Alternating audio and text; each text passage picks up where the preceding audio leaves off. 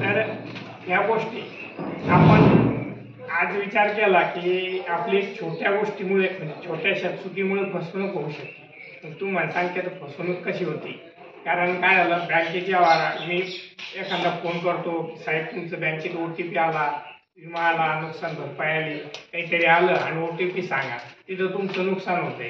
कारण त्या ठिकाणी तुमचा फसवणूक होती. त्या व्यतिरिक्त शासनाच्या अशा काही योजना आहेत ज्या आजकाल आता दवाखान्याचा विचार जर केला, आपण दवाखान्यामध्ये आपली परिस्थिती नसती, ते जर एखाद्या व्यक्तीला ॲडमिट करायचा काही घटना घडल्यावरती 2-4 लाख 5 लाख 10 लाख रुपये खर्च येतो.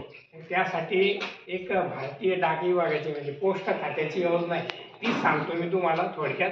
नंतर तुमच्या म्हणजे पॉम्पलेट वगैरे तुम्ही ते माहिती घ्या.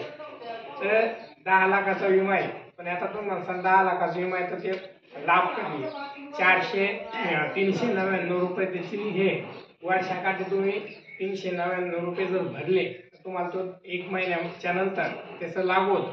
1 महिन्याच्या नंतर समजा काही पण आजार झाला, आपण हॉस्पिटलला गेलो आणि पूर्ण प्रोसिजर केली ज्या पद्धतीने आपण सगळ्या गोष्टी, तर त्याचा तुम्हाला फायदा होऊ शकतो. तर 10 लाखाचा विमा म्हणल्यावरती आता आपण एखादं पेशंट ॲडमिट केलेलं आहे, त्याला ज्यावेळेस आपण पाहण्यासाठी किंवा त्याचा डबा जेवणाचा 1 महिना 2 महिने घेऊन जातो, त्यासाठी ती पैसे देतात ते जाण्यासाठी, म्हणजे इतकी परिस्थिती त्यानं हे केलेली.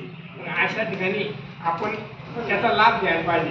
दुसरी गोष्ट पॉलिसी काही म्हणजे शेतीच्या विम्याच्या असत्या, त्याच्यानंतर इतर भरपूर आहे, लहान लेकरांसाठी आहे, वयोवृद्धांसाठी अटल पेन्शन आहे, ई-श्रम कार्ड योजना आहे, त्यानंतर आयुष्यमान भारत योजना आहे, अशा असंख्य योजना आहे. त्याचा तुम्ही आवश्यक लाभ घ्या.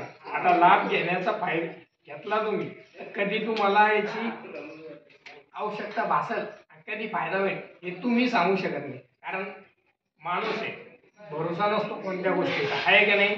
मग त्याच्यामुळे तुम्ही त्याचा लाभ घ्यायचा. 1 मिनिट मी सगळ्यांना देतो.